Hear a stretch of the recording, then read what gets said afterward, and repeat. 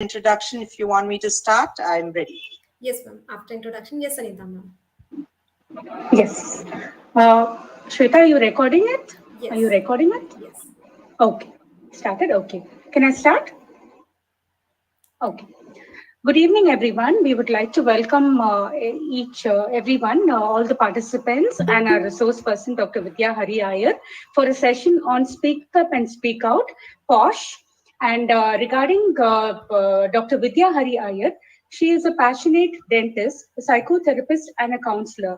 This multi-talented entrepreneur is also a half marathoner, animal lover, positive social media influencer, artist, passionate dancer, classical singer. She's also a poetess, author, jewelry designer, social activist, investing time in feminine concerns of cancer. She loves adventure, sports, and traveling. Besides this, Dr. Vidya is also a reputed speaker on many forums in the state, national, and international podiums. She has numerous publications in indexed international journals to her credit. Her passion for teaching has made her a favorite teacher for over 2 decades. She's nothing less than an inspiration to youth, an absolute positive woman with a go-getting attitude who wins million hearts with her radiant smile. Over to you, Vidya ma'am, for a wonderful session on Speak Up and Speak Out. Posh, thank you so much. Welcome once again. Thank you so much, Anita and Shweta. Is there an echo? Yes, yes, little. One device you have to mute, ma'am. Uh, can you please repeat this and remove the other one?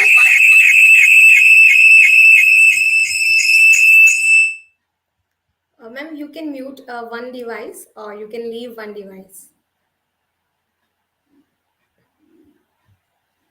There is in the top icon, there is a speaker kind of, you can mute there. Yes, you can unmute from any device you want. You can unmute yourself. Now is this fine? Yes, ma'am. Awesome. Super. Perfect. So, good evening, friends, and welcome to another amazing episode. PHH, Positive Health Healers, right? So, thank you, Shweta. Thank you so much for this wonderful opportunity. And thank you, Anita. I mean, it's so lovely to have a family here. And I loved the interaction. Thank you, Balvinder ji. Thank you, Dharmender ji. And thanks to a lot of people who were contributory in today's discussion.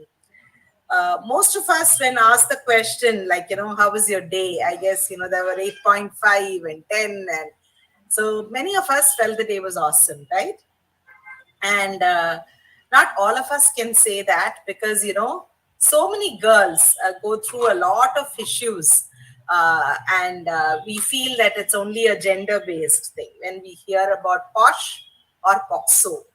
But today I'm going to thrash a lot of information here on the stage. So with your permission, I'm going to start sharing my screen.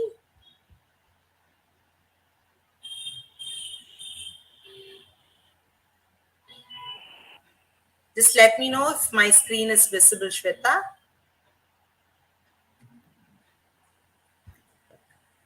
Yes, ma'am. It's coming.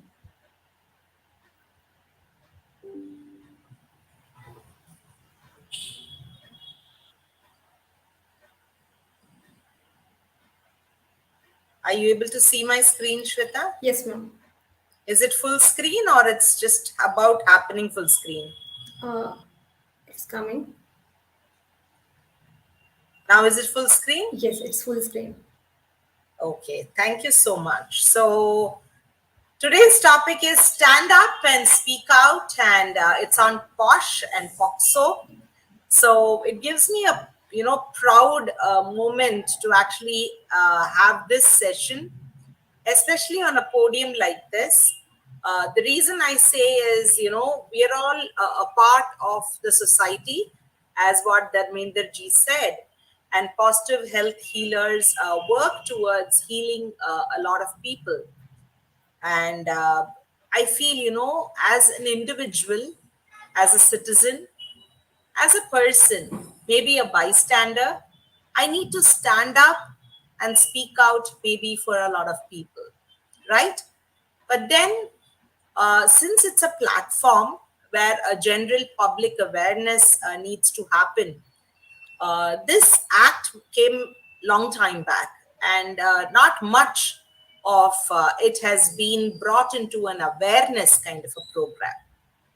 So it gives me a proud privilege to be in association with Indian POSH and POXO consultants, and I'm one of the charter members there.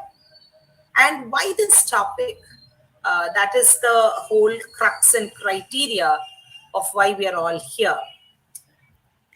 Of late, all these paper cuttings, which I happen to glance on, has really made me shed tears of blood.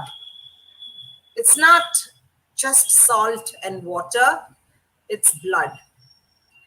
Just read what is there as a headline. It says over 1 in 10 girl students of government schools say they faced abuse, and 5% were sexually abused. In a religious setup, 3 girls were raped. 5 children die every day as a result of child abuse. 80% of children that die from abuse are under the age of 4. So we are living in a society where marriages don't really last. And in that case, there are a lot of fertility or infertility clinics coming up.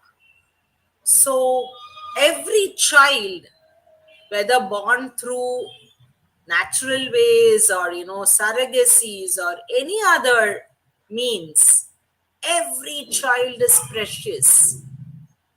And I think an inhuman act of abusing children under the age of 4 is something which cannot be pardonable. That's a very heavy topic today. And what was more alarming is every time we think about child sexual abuse, we think that women or girls or, the girl gender is the one which is more affected.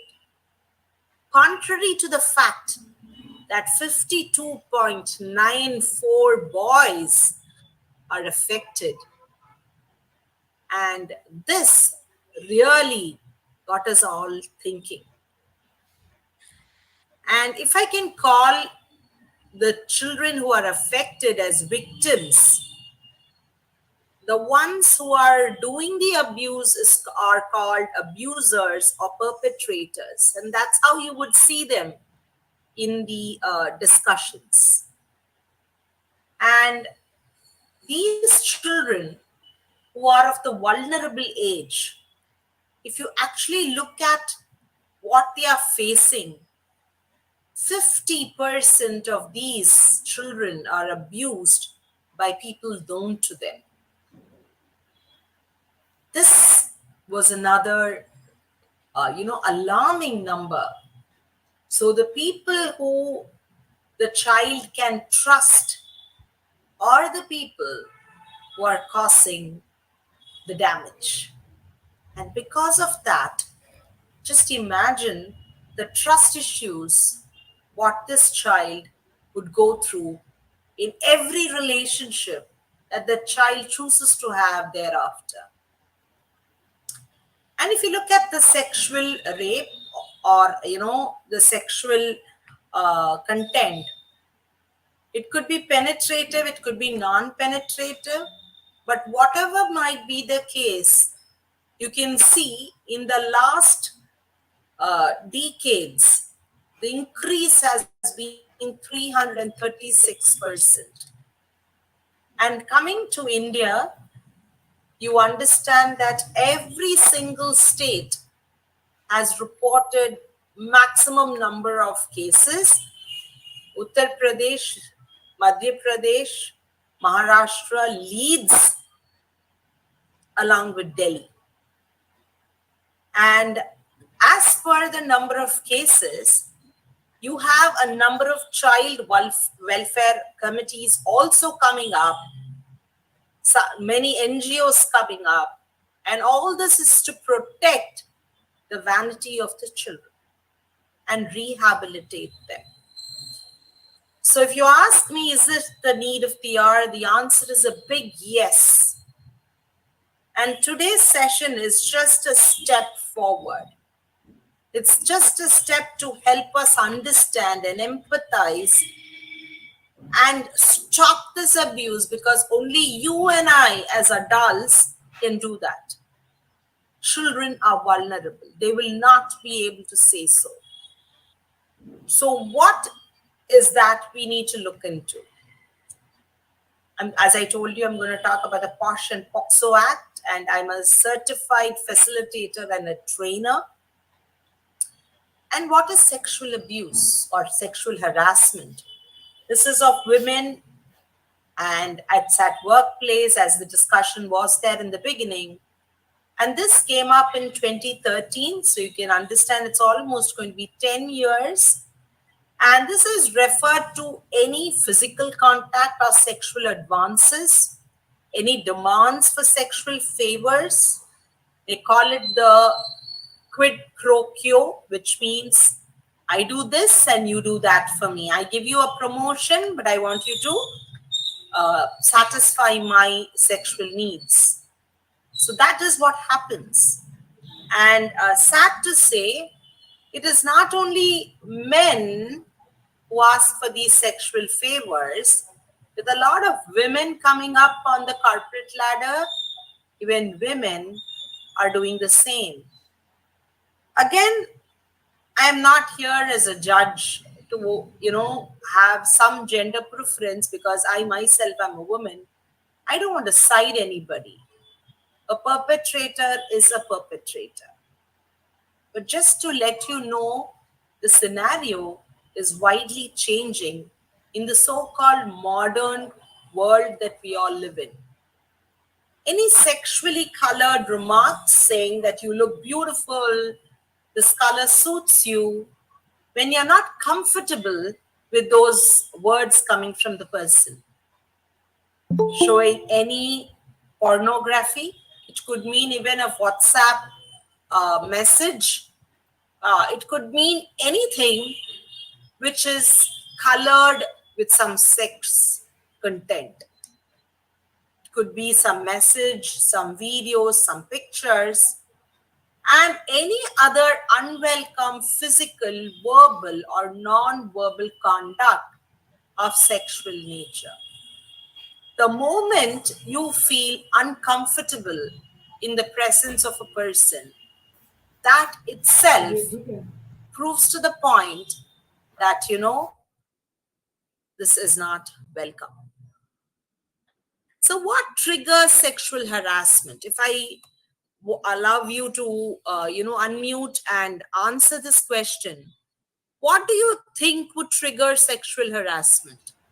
Why would a man or a woman go through this sexual harassment? Do you think you will be able to give some insights into this?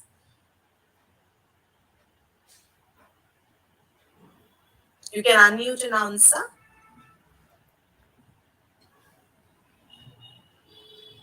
Yes, friends, you can unmute yourself. You can unmute and answer in case you want to contribute. What do you think triggers sexual harassment? Yeah, there is a message by Vasumati ma'am. Being from a lower socioeconomic background, one of the triggers. Perfect. Maybe being from a lower social economic background, which means you're vulnerable. Yes. Many a times when we read these kind of, news articles, we get to see that, probably that girl was not dressed properly. Probably that girl went out in the wrong time. Why was she even there at that particular time outside? Was she with a boy? Was that boy her boyfriend? These are the questions which are asked. Or it could be anything to do with the power. You know who I am? I'm so and so's son, or I have this kind of an influence, or this is my money power, or I feel superior to you. I am at a higher hierarchy in corporate ladder that I can do what I want and get away with. Using somebody's insecurity, maybe my job would go, and that is why I am ready for it. Or it's a silent road, it's pitch dark, and I can see a woman going, and I have nobody to question me, so let me take a chance. Or this is an easy target, mentally or emotionally, that these people will not complain against me and they can be an easy prey. Or I'm so popular in society that nobody will raise their eyebrows or fingers at me.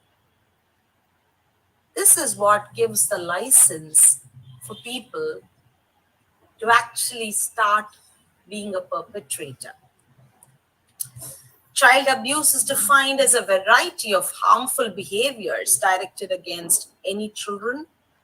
And this not only leaves a indelible physical remark, but it also leaves a irreparable mental or psychological or emotional breakdown of this child. It robs the child of the innocence to bloom and grow and have freedom to speak or be the way they ought to be at the age where they need to be the way. This is something which, as psychologists or psychotherapists or healers, that we need to understand, and we need to go to the grassroots, because I have an option. I can cut the leaves, I can cut the branches of this issue, I can cut the bark of that tree, but when will it stop? Is only when I get to the grassroots. So, what is child abuse? It could mean physical hitting, it could be verbal abuse, it could be teasing a child to make the child cry, it could mean either touching the child's private parts or making the child touch your private parts, or showing some pictures, or uh, you know doing things which is just not taken for granted. Depriving a child of even education is abuse. That's an educational abuse. Or making the child do unnecessarily household chores. When I say unnecessarily, you can see, you would have seen a lot of movies and a lot of areas where they try to rob the child of the childhood. And depriving the child of even medical needs is abuse. Or hitting the child beyond necessary. We say spare the rod and spoil the child. So here, I'm not talking about wise parenting. I'm talking about things which is beyond that. And as I told you earlier, you and I are the people as adults to take this in our reins, because a child cannot speak for himself or herself. And in a short while, I'll be sharing some pictures to all of you, which might not be very comfortable for the eyes to see. But I have to put in the truth or the reality in front of all of you today. So what is a child, or the cycle of abuse? So you see some uncomfortableness in the air. There's a breakdown of communication. The child or the victim feels very scared. And then the abuse happens. It could be of a single form or multiple forms, all in the same time. And then there is a stage of reconciliation, where the abuser even goes to the extent of getting himself apologized. He gives excuse. He says, oh, I was, under the influence of alcohol, or whatever the case might be. And there is a honeymoon period where you see that the child tends to believe that, oh my God, that was just a one episode, so it's not all that bad. And the child is made to believe that that is okay. And once the perpetrator understands that this child has got used to it, that is when the cycle of abuse repeats itself. So you would have seen a lot of cases where the same child was abused a number of times, to an extent of getting even pregnant at times. And, the child would not even understand what pregnancy is all about. As I told you, I'm going to show you some pictures. So when I'm talking about a child abuse of less than 4 years, it happens anywhere from 6 months of age or even less. And children get hurt or are made to get hurt. They are, hit by the nannies or maybe the caretakers, or by, a step parent. And today, all this is on the rise. And we as doctors get to see these kind of cases a lot more. And I'll tell you exactly why. You will see unusual breaking or fracture of the child's very important vital areas or landmark areas of the face. You will see cracks or trauma in the head, the brain, in the skull, the cranium, where we understand by taking x-rays. And any injury which happens would happen primarily in the centermost portion of the child's body. So when you look at the good areas or the bad areas, when I say the good areas are areas where not necessarily it is associated with sexual abuse. So any sexual abuse areas would be in the center part of a boy or a girl. But when it happens other than that, then you can understand it could have been a fall of the child or any such injuries. Because as parents or as caregivers or as ayahs, they would say that some children like this are bitten multiple amount of times. And we need to understand very clearly, my dear friends, that this is not one day affair. And we as doctors, we get to understand from the color of the skin. It could vary from red to blue to violet to brown to black. So when it is red or pink, it's fresh wound. As it goes to blue, it becomes almost 3 to 4 days. And when it becomes brown or black, it is almost 10 days. And then it takes time to disappear. And when you see multiple wounds like this, you can understand it could be as inhuman as possible. In young girls and teenagers, both boys and girls, you will see bite marks, commonly referred to as love marks or love bites. In the private parts, it could be in the inner part of the thigh, it could be in the chest areas, or it could be closer to the neck. And as a dentist, as a forensic odontologist, we get to see who the perpetrator is. We can take impressions, we can, do impressions of the perpetrator's mouth and match these bite marks and give some kind of a solace to these kind of cases. And once this is not led to the extreme end of a death of a child, then the forensic odontologist takes it up as a case and works on the criminal aspect of the child too.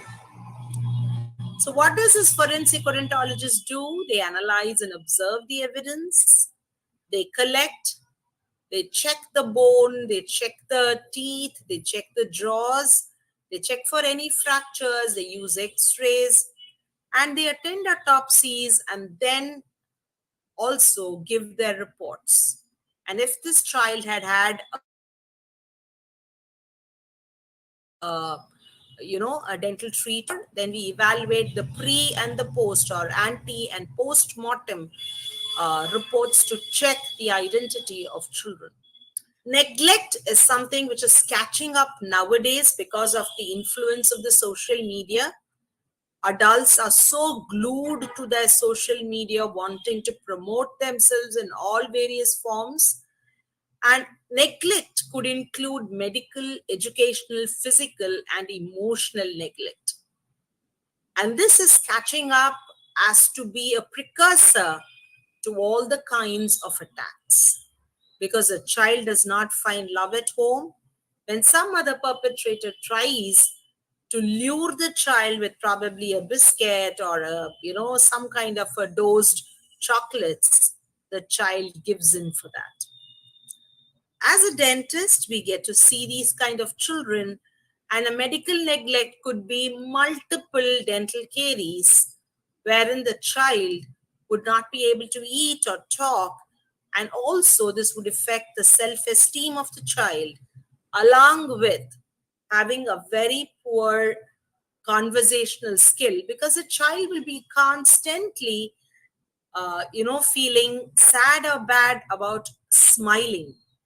So that is why they say laugh out loud. But then when you have teeth like this, which is decayed, the child is genuinely not able to smile.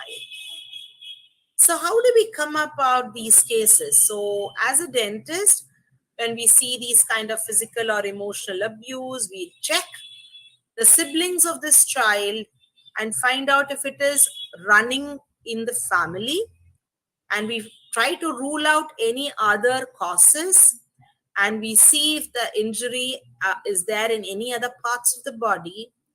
And once we come to know, we try to find out if the perpetrator is at home. And in case the answer is a yes, then we report it to the police. And in case it's a no, then we monitor if there is any child abuse. And in case we find that one of the parents, and sad to say, in 90% of the cases, the father himself is the perpetrator. And this is from statistics given by the law. So when things like that happen and we understand the child is no more safe at home, then they're given to NGOs or foster care so that children can have a safer emotional well-being as they grow up. We all understand the good touch and the bad touch, so we need to explain this to children. And right now I do a lot of workshops with children. I go to creches, I go to daycare centers, I go to schools, colleges, co-ed. And believe me, my dear friends, this has nothing to do with only boys or only girls. We need to sensitize and bring about awareness. If all the boys know that, they need to protect the women, and all the women know that they have somebody to take care, I don't think such cases would ever happen. So as I told you, we need to understand and go to the grassroots. As Dharmenderji very beautifully pointed out, it's not about just learning karate or, self-defense and protecting oneself. It is about standing up and speaking out for people who are vulnerable. It is not about I am the best or you are the best as a gender. There is no ego here. We need to learn to coexist. God made us so.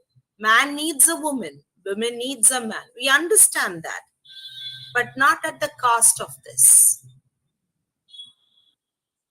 So what are the good touches? When you get a pat from a teacher, when your dad gives you a bath and cleans your private parts, and when your brother is pulling your cheeks, when it is done with good intention, then it becomes a good touch.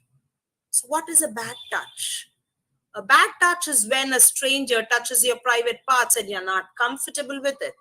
It could mean at any age, for any gender. When I say gender, I include even the third gender here. A stranger touching and saying, don't tell anybody.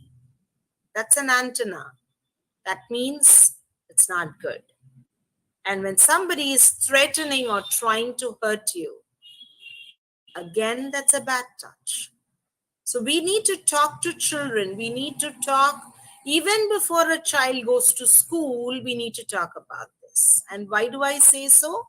1 month before, a 3-year-old child was raped by the bus conductor in a school in Bhopal, and it was kept hush hush. When it got repeated, that's when the parents brought it out. And many other parents then voiced and said, oh, my child also went through this. So now it's no more about, oh, I don't want the family or, the society to know who will get married to my child. I'm sorry, my dear friends. Your virginity does not lie on your private parts. It lies in your morality. So it is not about exclusively looking at these children, but it is to include them as a part of your society. What do I do? Because I counsel a number of children, and I ask these children to draw their trust circle, or a safe circle as we call. And I watch out for what these children draw. Many a times, they don't draw their family or teacher or police or friends because they don't find the trust factor. And that is when we need to help our children as they bloom to understand that you need to do this exercise even before you send the child to school. So once you can tell the child, whatever happens, baby, you can come and tell me, tell mama, tell papa, tell your teacher. We are there to help you. We are there to listen to you. We are here to help you instead of being judgmental there. So let's see what are the 6 signs your child is being targeted, especially in today's world. Come COVID, I think all of us got into the online platform where we really wanted education and all kind of interactions happening on the online. And today I am using the same online platform to talk to each one of you. So it could be a boon or it could be a bane. And it is very important for us to understand how to monitor children or young adults when they are on these kind of social network. First, to see whether your child is spending a lot of time on the social media platforms, especially a teenager. And see if you find any adulterated content on your computer, maybe a download which has happened, and check the phone calls whether you are getting, or the child is making phone calls to unknown numbers that you don't recognize as a family. And then check whether your child is receiving any mails, gifts, or packages from someone that you don't know.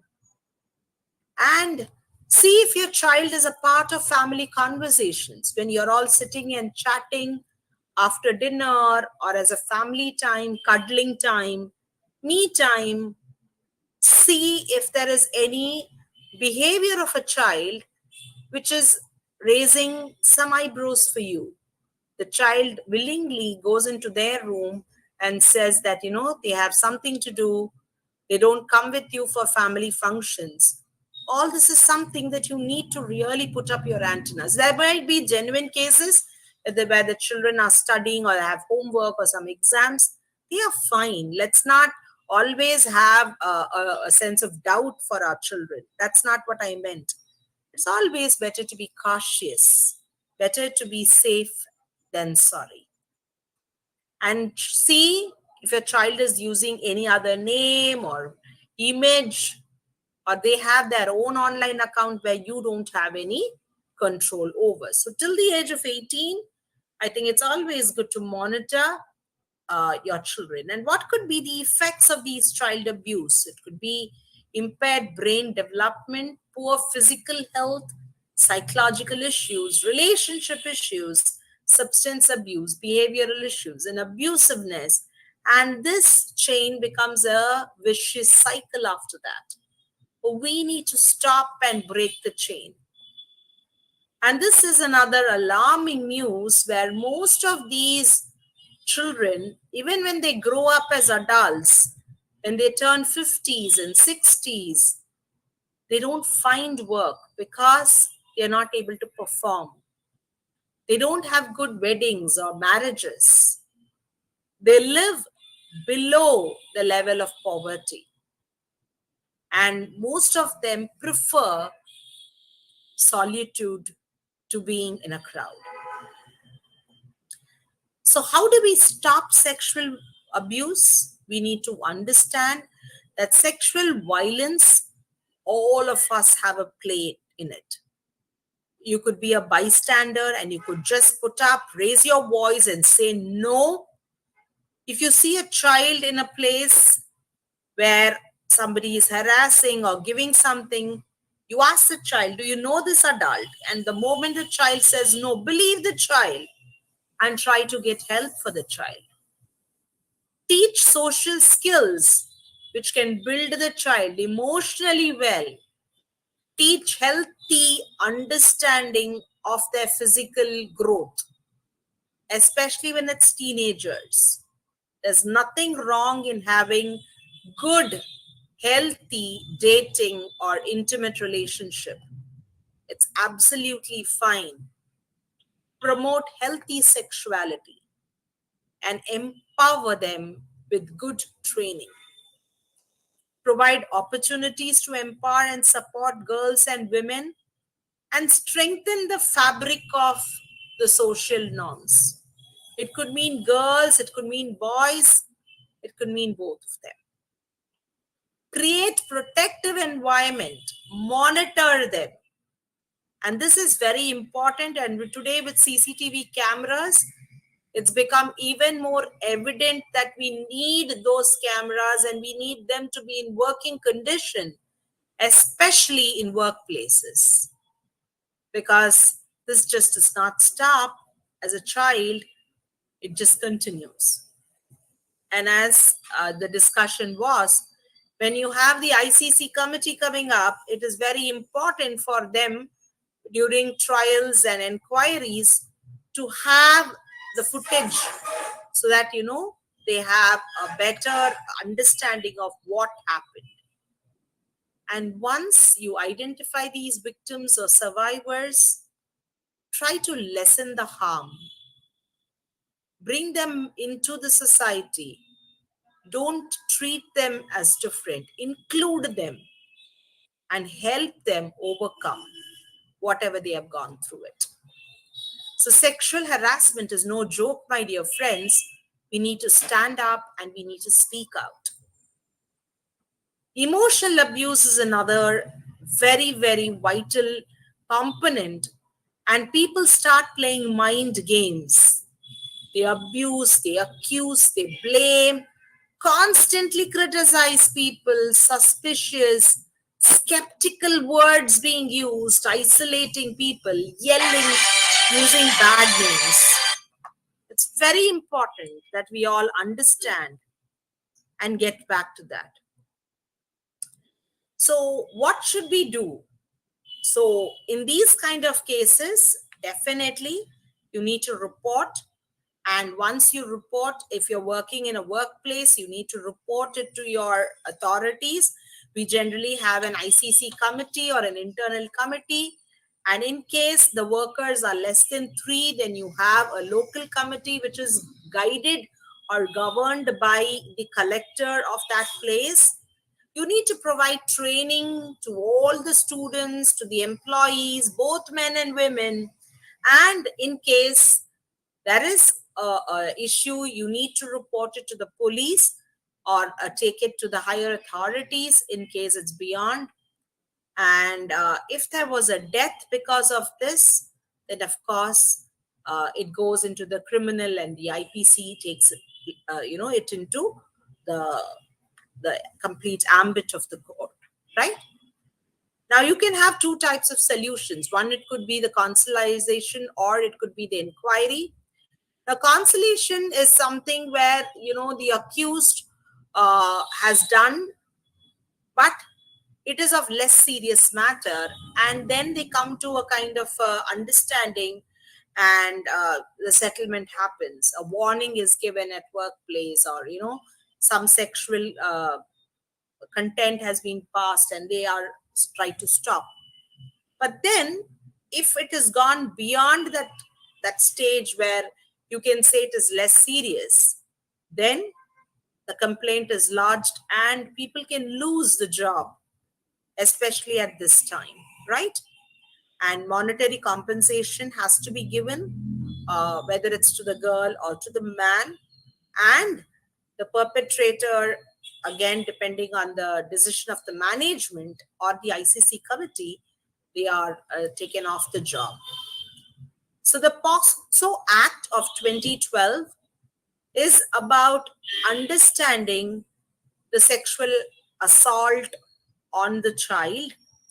And here we need to understand the safety and how to protect and how to bring this child back so that they can enjoy their childhood. So what is the key factor? I'm not going into every aspect of the law today because that would take me around 10 hours to explain. But this is just to give you the highlights. So the more younger the child, the severe is the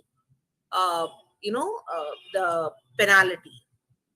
The more elder the perpetrator or the abuser, more is the penalty. And if it is closer, a closer connect, more is the penalty. And all this, we need to understand that the entire scenario is looked from a 360-degree angle to give a holistic approach. There are various sections, and the assault, as I told you. Here the word aggravated means a person who is not to perform this kind of an act. It could mean any religious leader, it could mean people of higher authority in the society. All of these people, if they commit anything, it comes under aggravated assaults. And as I told you, this session is to create an awareness. So it's very important for us to help people like you and me understand that it could vary from 1 year of imprisonment with some fine to a minimum of 10 to 20 years. So this is no joke. And in case there is a death, then you understand the victim can pledge, or the victim's family can pledge death also on those abusers. And I'm sure all of you know of the Nirbhaya case which happened, and in March of 2020 Nirbhaya case came to a closure with a death sentence given to all of them except the one who was a juvenile one. And believe me, my dear friends, today also he is between you and me. We don't know who he is, because when an abuse like this happens, if it is a juvenile, they don't show the face of the perpetrator. So the Child Sexual Abuse and POSH Act of 2012 helps you understand the entire totality of this case and how you need to report, and within how many days you need to report, and what is the time taken for these special courts and doctors to act, and how is the reporting done. So here again, as I told you, it could be penetrative and aggravated. Penetrative means aggravated, I just explained to you. It is by people who cannot do such a crime. And in those cases, you will see the penalty also increasing. And when it is a non-penetrative affair, the penalty is also less. Many a time, the victims are asked, why didn't you report? Why didn't you scream? Were you wearing some clothes which was not acceptable? No more of this nonsense can go on. So you need to understand that when there is a complaint to be raised, it has to be raised within 90 days. So remember, the magical word is 90 here. Within 90 days, an inquiry has to be done. Within 90 days, the report has to be prepared. Within 90 days from the day of the attack, the lady or the gent has to report it to get some kind of a relief. Beyond 90 days, nothing can happen. So it's up to us to understand the nuances and rise up to the occasion to create awareness. In the school, right from bullying, especially in hostels or in schools which are of areas where you have residential areas of schools, we need to understand that these bullyings should stop. I'm sure you heard or you even saw, it was all in the newspapers about a month before, where a college management tried to harass a girl and she jumped off from the third floor and killed herself. But this is no joke hereafter.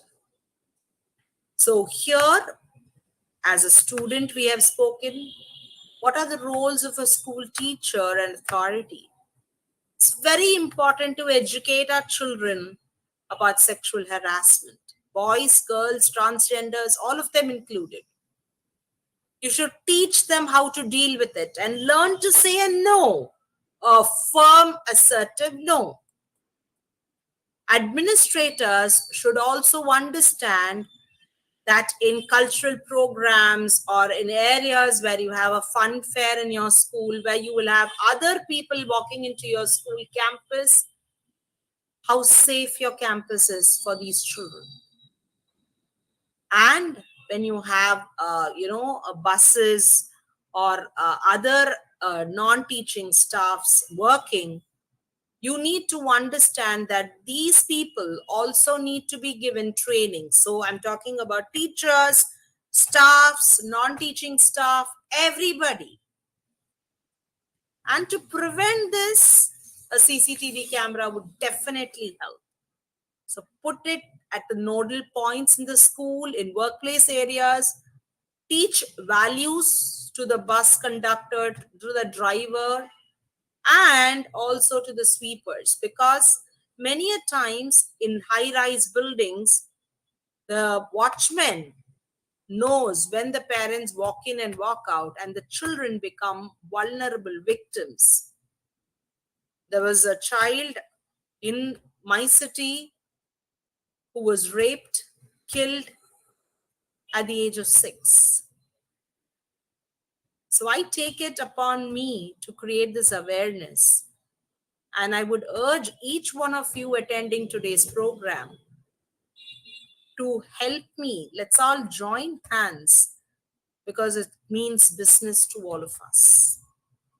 So what is a process? As I told you, when it is of a very less grievance, when I told, like, it could be a stare, it could be a verbal remark or a non-verbal gesture which has caused that kind of an abuse. So if it's a non-serious offense, you can amicably sort it out. But if it is a serious offense, you take it to the higher concerned authorities.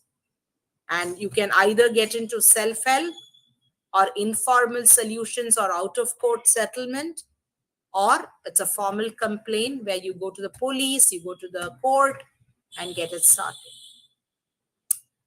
Matt Blunt said, child abuse and neglect offend the basic values of our state. We have a responsibility to provide safe settings for at-risk children and facilitate permanent placement for children who cannot return home. So if the father or the mother itself was a perpetrator, in one of the cases that I dealt in the last 3 months, the grandmother was the perpetrator and the victim was the granddaughter. So I'm not excluding anybody. So if you like to play Sherlock Holmes of who done it or who did it, then, as a psychologist, this is a place where we need to focus, because in the next 10 years, this is the area where all of us will have a number of cases walking in. There's no greater inhumanity in the world than hurting or belittling a child. Until and unless you allow them to bloom, you're actually polluting the next generation.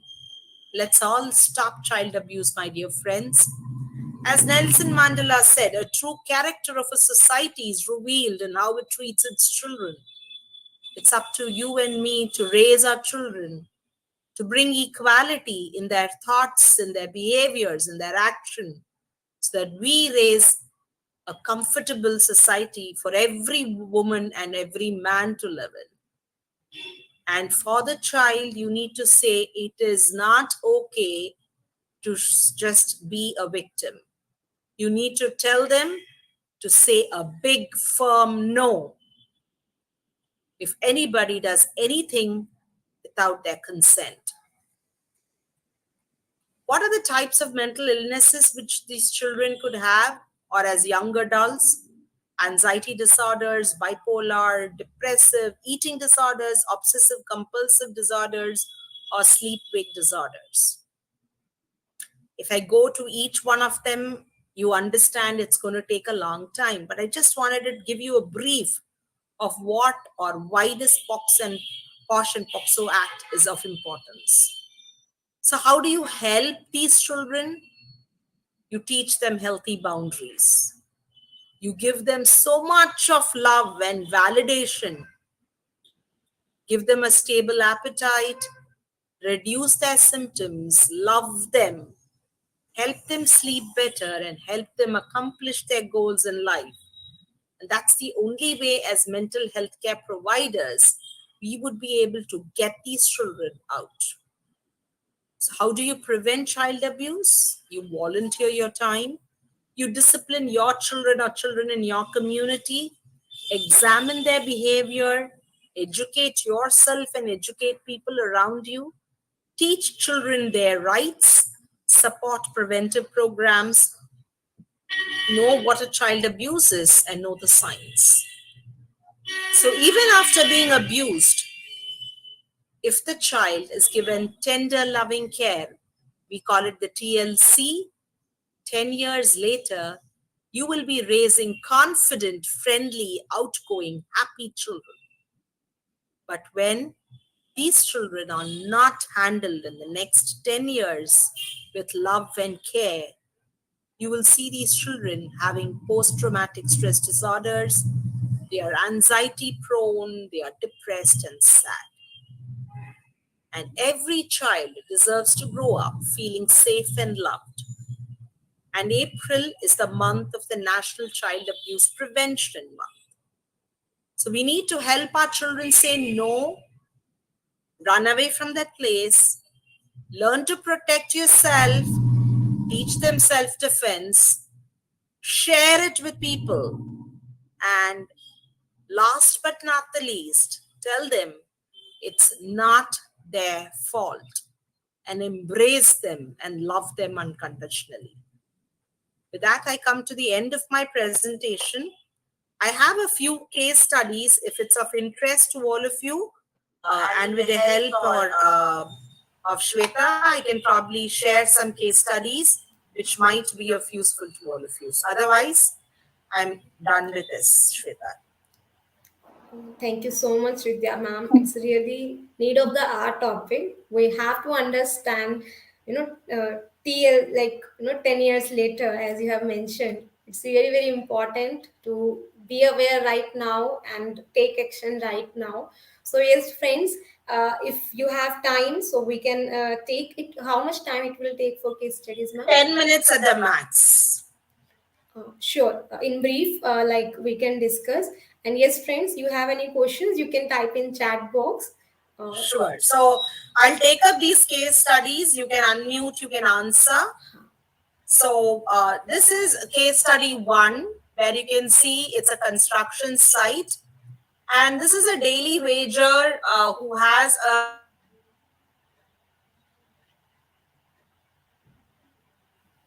child, and as she breastfeeds the child during the great times, men and other workers start commenting, bullying, whistling at her.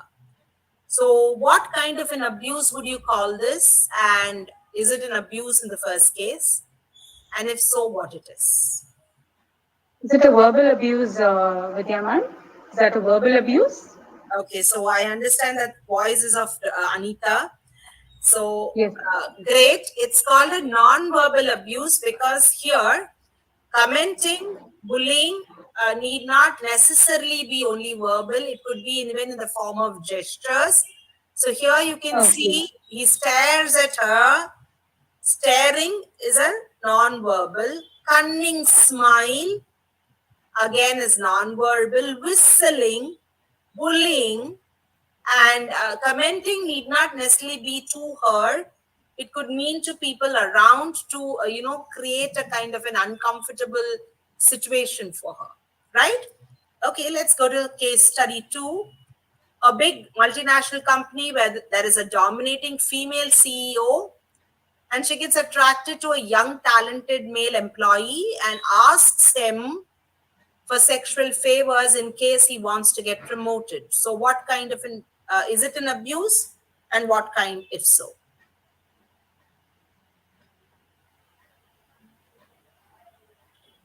It's abuse. And Agreed. yes, friends, you can interact.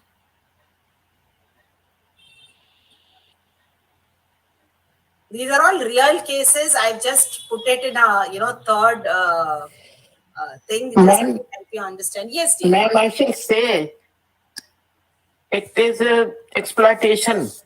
It is Correct. abuse only, no doubt about that. But he tries to exploit her. Is it Neelam ji? I'm just trying to hear the voice and say, is it Neelam ji? Yes, Neelam, Neelam Oh here. my God. I'm not able to see all of you right now, but thank you so much for The joining problem in. is on my mobile today. Otherwise, I am on computer. I know. Okay, so this is sexual abuse and it is called the quid pro quo. I just told you that. It means I give you this, you give me that. Yes. So what is quid pro quo? Let's just go quickly into that. It's a Latin word which says this for that. It means like, I am going to give you, or I want a sexual favor from you, and I would give you a promotion on that. Now, what if that person says no? Then they'll get into a hostile work environment, right? They would be isolated. They would be given a lot of work to complete with less target time. All that is also a type of a sexual harassment. So hostile work environment is also a kind of sexual harassment. Case study 3. So you have Miss A who's working as a secretary to Mr. C, and she is to report to Mr. C. And Mr. C told her that you're looking gorgeous today, your nail polish is beautiful, and tries to hold her hands, and she withdrew. Is it a sexual abuse? And if so, what it is?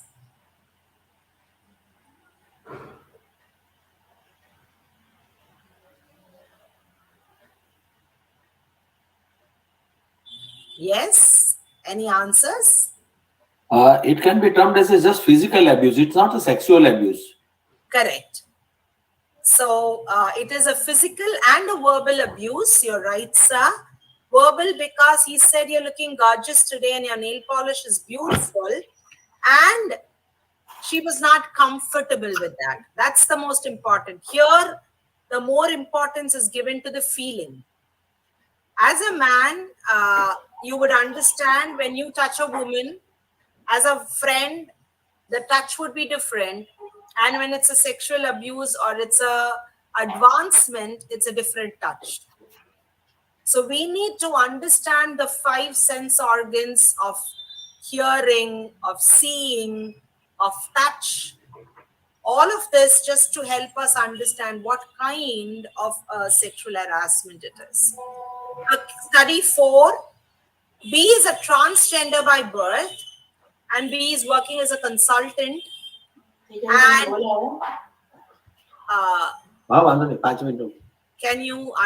can you please mute yourself? Thank you. And now B is being touched inappropriately, and B is uncomfortable. So is it a sexual abuse?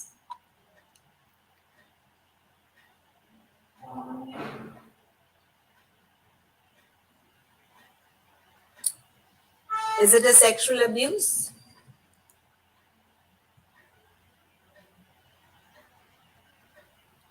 The answer is a yes. It is a sexual abuse. So this is good for man, women, everybody. It's a physical type because B was touched and they were not comfortable. And it's very important for us to understand that when it's against a woman, it's called the POSH Act. When it is against a man has to report under the ASH Act, ASH, which is Anti-Sexual Harassment Act. Okay? And when it is for the transgenders, this act came only in 2019. So you can see the ASH and the POSH Act came in 2012, 2013. The Transgender Act came in 2019. So now with the LGBTQ getting legalized, we need to understand that they also form a part of the society and it is included. So if they are harassed by their classmates, by the teachers, by people, by parents, or anybody, it is something that we can complain against them, right? Last case study. So here there is a proprietorship of only 3 employees, and the proprietor is sending vulgar messages to his staff and trying to call her at night, and she doesn't want to approach police for filing a complaint. So can you let me know what is it? I had mentioned about this too.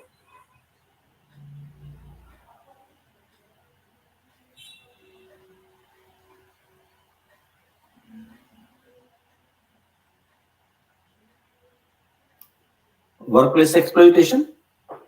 Exactly. So here, it is a sexual harassment. It's non-verbal and verbal. And since it has less than 3 employees, I told you they would not have an ICC, but you have to go to a local committee. And the local committee is governed by the collector of that area. I did mention it during the explanation. So with that, you understand that the ICC or the internal committee, they have the powers of the civil law, but when the things go beyond or go to a criminal offense, then you need to go and have the IPC also into here. So it is understood that we need to have a safe environment for both the women and the man, and that is the only way we can move forward. So with that, I come to the end of the presentation. Thank you so much, Vidya ma'am. I hope the case study made a lot of sense, and Yes, absolutely. It's made make more awareness, and absolutely, it's a need of our. Over to Anita ma'am. Thank you, Vidya ma'am, for a wonderful, very meaningful session and very thoughtful session. And this is something which we should work upon, and it's a very, very sensitive issue. something which we have to really create a good awareness in our society and stop, such evils, I think. And thank you once again. Kindly accept our gratitude on behalf of the Positive Health Healers team. And thank you, participants, for a very, very interactive, participation. And thank you. And take care, all of you. Bye bye. Thank you so Thank much, you, Vidya Anita. ma'am. Thank you so much for those kind words. Thank you, Shweta, for the platform. And thank you, friends, for interacting. As I told you, it was a very heavy topic. And but the whole idea was we can't shun or close the ears or eyes and say like nothing is happening around us, right? We have to rise to the occasion and we need to help each other understand that these topics have to be discussed in open, and we need to bring awareness. And I would love to join hands with whoever is ready to take it forward, because our aim or our mission is to make India, a complete harassment free zone by 2030, where all of us can literally smile and say that, we are all having an awesome day. So thank you so much. I have just one question, madam, if you can help me out, because I'm already having just one case in hand of this. It's not sexual abuse actually. It's a inhuman behavior by a husband to a wife, and when she told me about physical, beating and all these things, abusive language and all these things. So she had no record as such. So once I told, okay, when you have, immediately you rush to the police station and lodge a complaint. Then police will take care, because things are not going as per what I had guided them. Because that fellow is having a definitely devil's mind. Okay. So she went to police station, and as it happened, police immediately caught hold of that fellow also, her husband. And since she had bruises and swollen hand, because the person had beaten with the stick. Now this lady, I of course to know later on what had happened into the police station, but this has happened now again. She is approaching to me that when police called husband in the police station and started beating with the lathis. Okay. Now this lady falling into the feet of the police that मेरा husband है, छोड़ दीजिए इसको. I hope you understand. He is my husband. Please leave him. Now that fellow again now he has come with a vengeance now, and now again going to that police station. She is feeling shameful that पहली बार जब police wanted to do some justice, she told police वाला not to do now.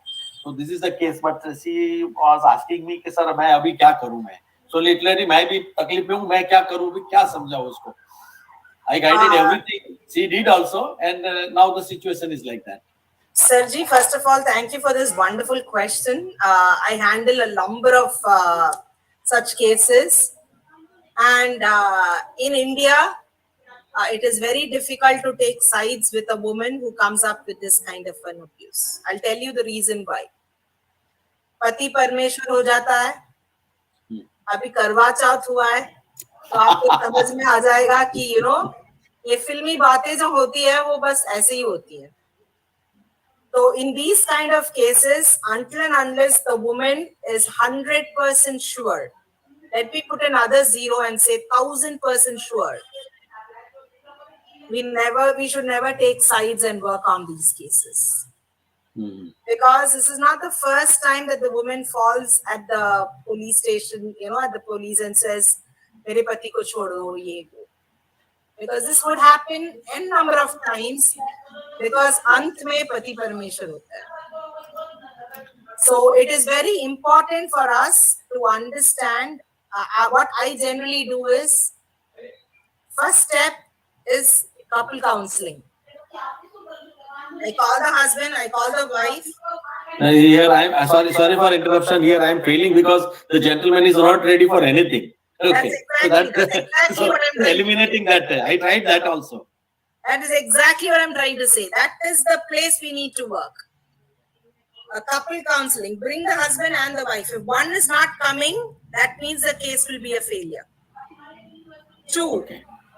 Once both comes, you reconcile, you send them you're waiting. They have to come for a follow-up counseling weekly once to check whether that husband, what made him beat her. Mostly they are alcoholic or something like that, or there is a case of suspicion. My wife is beautiful, she's having an affair somewhere. Things like this is what comes up as the basic, line. So, or he might not have a job and she might be working. She comes home late, and that could be one of the reasons. So we need to bottle it down and help him find work. We all know an idle mind is a devil's workshop. So we need to first pick in the fabric of their family. That's number one. Two, if this does not work, you ask the wife or the husband very clearly, you want to stay in a peaceful atmosphere or you want to part ways? Because some cases there are children involved. For the sake of my child, I want to stay. If this is what the wife says, again, don't take up the case. Just do basic counseling and send. Because जब पलटेगा तो हमारे पर और ज़्यादा जोर पड़ेगा.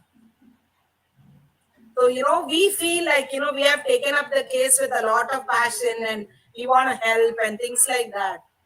But they don't want to help themselves. And the most important lesson for a counselor is don't help people or don't offer help until and unless the victim or your client asks for help. Right. Thank you very much for detailed input. And what you said is very right. This is not only first case, but 2-3 cases I have heard. And ultimately now I have decided what is my next course of action. Thank you for interaction. Thank you so much, Vidya ma'am. It's superb, superb. I can say your words of wisdom always help everyone. I'm so grateful to you for coming on this platform every time with immense knowledge. And really, I hope everyone here agree with me. Like the immense wisdom ma'am bring up, it's really incredible. Yes, absolutely. So grateful. Thank you so much, ma'am. Wonderful session, Dr. Vidya. Thank you, We Neela. hope we are getting the PPT also. We must give a clapping. Vidyaji, I am with you. Whatever the aim and mission you are running, I am with you. Don't worry at all. Any kind of job for me, you can take my number from Shweta, and we can have a platform also. Absolutely. Absolutely, Dharmender I'm already into it actually. I'm already into it, but various subjects I'm handling. So this is one of the subjects I'm handling. I'm so happy to have a brother there who's ready to help and make a change in this society. Anytime. Thank you, Bhaiya. Thank you so much. I think, we need more people, and I believe in coexistence. I don't believe a man is superior or a woman is superior. I believe that both of us need to walk hand in hand. And that's when we can make a difference in the society. Yes, absolutely. We have to make difference, and these kinds of workshops are basically our initiative. We are also into that in helping you. Yes, Dharmendraji. After this call, we can have a call. Yes. नहीं absolutely मेरा number आपके पास है, आप दे सकते हैं. WhatsApp group में भी मैं हूँ. कभी भी any kind of job, even in case if you can not personally meet, Bombay side के कोई केसेस है तो आप मुझे रेफर भी कर सकते हैं. At present I am abroad actually, so just helping out whatever people are coming to me through video conferences. Sure. Wonderful. When I come to Bombay next time, I get to meet you then. Sure. You are most welcome. Thank you, Vidya ma'am. Thank you, everyone. All the best. Yes. I think somebody has raised their hand. Shweta, if you can help them come in. Yes, Fiona, you have raised hand. Yeah. Thank you, Dr. Vidya, ma'am, for such a very informative session. Thank you so much. I'm also there. Your voice is a little low, Fiona. Hello, ma'am. Yes. Yeah, hi Miranda. We can't hear you. You said you wanted to support us. Thank you so much. We need more volunteers. We need more people. We need more firefighters, right? Yes, ma'am. In every town, I say, every state, even if people are there willing to make groups, they can. And so we have also got over here that we have been talking to girls and all that. Their special talks are being held on the, we can say, staying up the department, education department here to spread this idea in schools. So we do, we talk to the girls, and special classes are being taken by counselors to make girls aware. And boys also about their duties. What should they do if they could find something? Not like that. They are also trained for that. For that also, that sex is not the only thing in the world, like for teenagers. Teenagers to grow out of that, and they have got some duties, some responsibilities for the society also. So that's we have also been doing. Thank you so Thank you, ma'am. Absolutely, absolutely, Neelamji. What we need to do is we need to give a very good training to these children, and in case you need my help to do conduct trainings, I'm there. We do it specifically for the age groups so that we make it simple for them to understand. We don't take such heavy stuff to children. So we help them understand. But for adults, it's a heavy stuff, because even if they're thinking, they should know that 10 to 20 years, they'll be in prison. Yes, thank you so Yes. much, Neelamji. Thank Boys, you, Vidya. boys also, they are also part of society. So why are girls scared and all that? So boys in the schools have to be trained, teenagers. They have to be trained. Sahi baat hai, sahi baat At hai. least in our town or in our state, we can say education department has put it on duty of NGOs and specialists to go to the schools and talk to girls.